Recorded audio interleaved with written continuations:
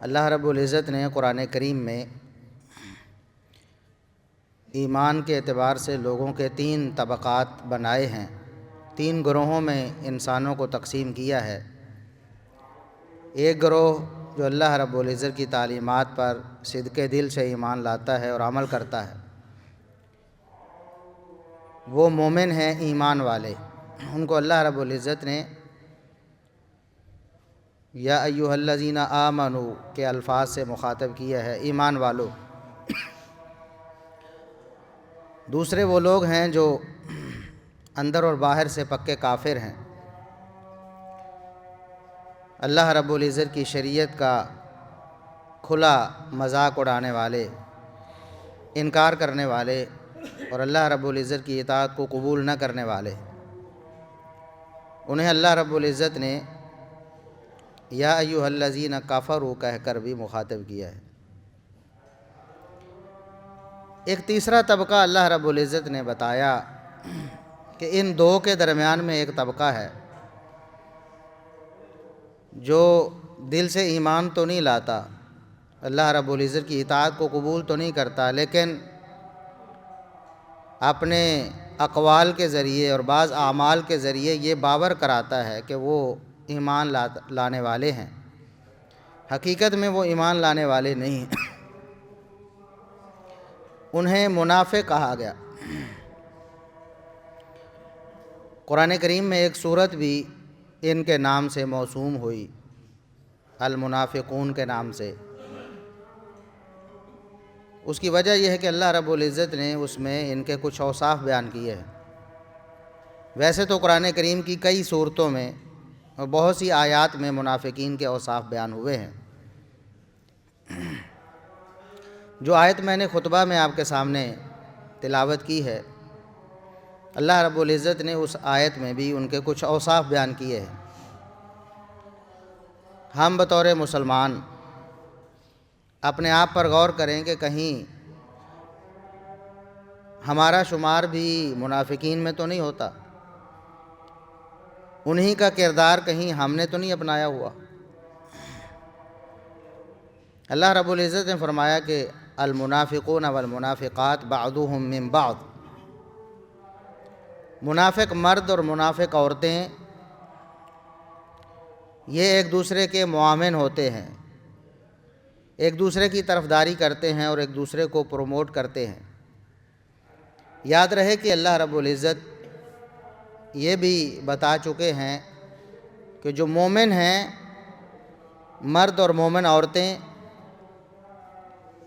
ان کا ایک ایمانی تعلق آپس میں ہوتا ہے اور وہ نیکی کے کاموں میں ایک دوسرے سے تعاون کرتے ہیں۔ منافقین کیا ہیں؟ یہ آپس میں ایک دوسرے سے تعاون کرتے ہیں۔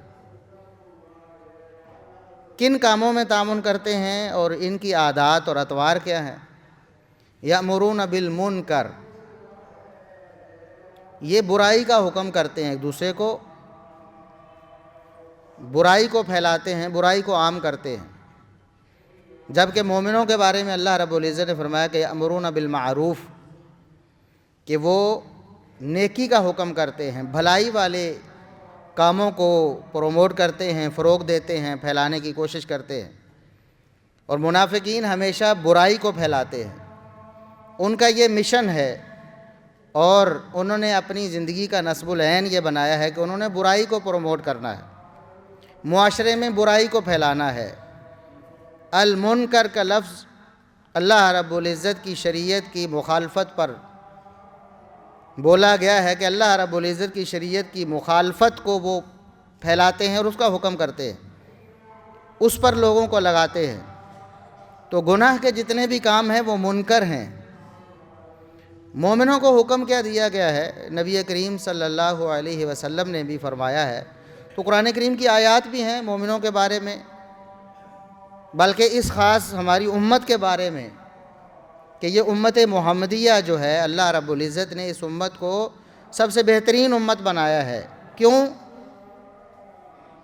کہ یہ نیکی کا حکم کرتے ہیں۔ اخرجت للناس، یہ تو بنائے ہی لوگوں کے لیے، ان کی رہنمائی کے لیے۔ کیا کرتے ہیں یہ؟ نیکی کا حکم کرتے ہیں، برائی سے منع کرتے ہیں۔ ہماری امت بہترین اس لیے قرار پائی کہ یہ برائی سے روکتے ہیں اور نیکی کا حکم کرتے ہیں، جبکہ منافقین ہمیشہ برائی کا حکم کرتے ہیں، برائی کو پھیلاتے ہیں،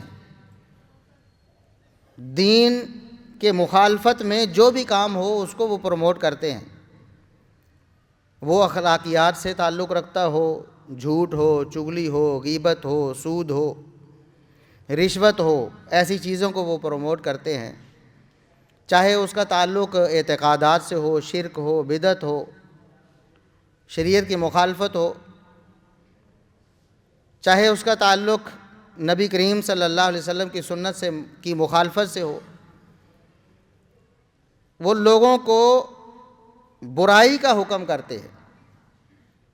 کسی کو سچ بولتے دیکھیں گے تو وہ ایسی منطق جھاڑیں گے کہ بندہ سمجھے گا کہ سچ بول کر میں تو شاید کو نقصان ہی کر رہا ہوں، اتنا بھی سچ اچھا نہیں ہوتا، اسٹریٹ فارورڈ ہونا اتنا اچھا نہیں ہوتا، انسان کو ڈپلومیٹ ہونا چاہیے، جھوٹ بولنا چاہیے، منافقت کرنی چاہیے، اس کے کئی چہرے ہونے چاہیے، اس کا اندر اور باہر مختلف ہونا چاہیے، پھر ہی کامیابی ملتی ہے۔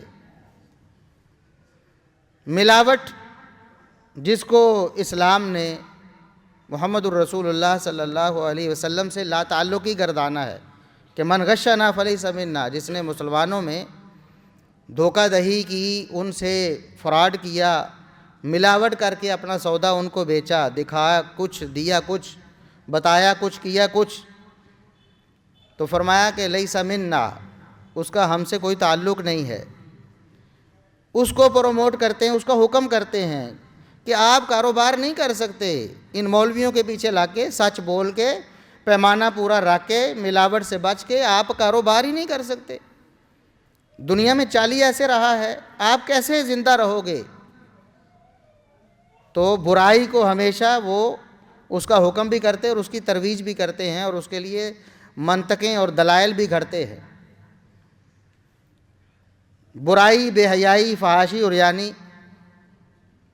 اس سے جب روکا جاتا ہے منبر و محراب سے، تو پھر اس کے خلاف کچھ لوگ کھڑے ہوتے ہیں، حکم کرتے ہیں لوگوں کو۔ ہماری انڈسٹری جو ہے، فلم انڈسٹری، وہ ہم پیچھے نہیں رہنے چاہیے کسی سے، کنجر خانے میں ہم سب سے آگے نکلنا چاہیے ہمیں۔ ہم انڈیا کے کیوں محتاج ہیں فلمیں دیکھنے میں؟ ہم بالی ووڈ یورپ کے کیوں محتاج ہیں؟ ہالی ووڈ کے کیوں محتاج ہیں؟ ہالی ووڈ یورپ، ہمیں ان سے بھی آگے بے حیائی میں خود کفیل ہونا چاہیے۔ ہمارے لوگ بے حیائی دیکھنے کے لیے ان کی فلمیں دیکھتے ہیں، ہمیں اپنی بنانی چاہیے۔ اب یہ منطقیں ہیں بھئی دنیا میں کیسے اب مولوی اور ملا بن کر اپنے آپ کو 1400 سال پیچھے رکھ کے آپ کیسے ترقی کر سکیں گے؟ انٹرٹینمنٹ ایک پورا بزنس ہے اور دنیا کی ایک حقیقت ہے، آپ اس سے کیسے پیچھے رہیں؟ اب اس کے نام پر یہ منطق لوگوں کو سنا کر اور بتا کر کہ یہ ترقی کا راز ہے، اگر آگے نکلنا چاہتے ہو تو تمہیں بے حیائی، فحاشی اور یعنی جو ہے اپنے ملک میں عام کرنی پڑے گی، بلکہ اس کو پروڈیوس کرنا پڑے گا اور انٹروڈیوس کرنا پڑے گا، لوگوں تک پہنچانا پڑے گا۔ تو یہ منافقین کا کام ہے۔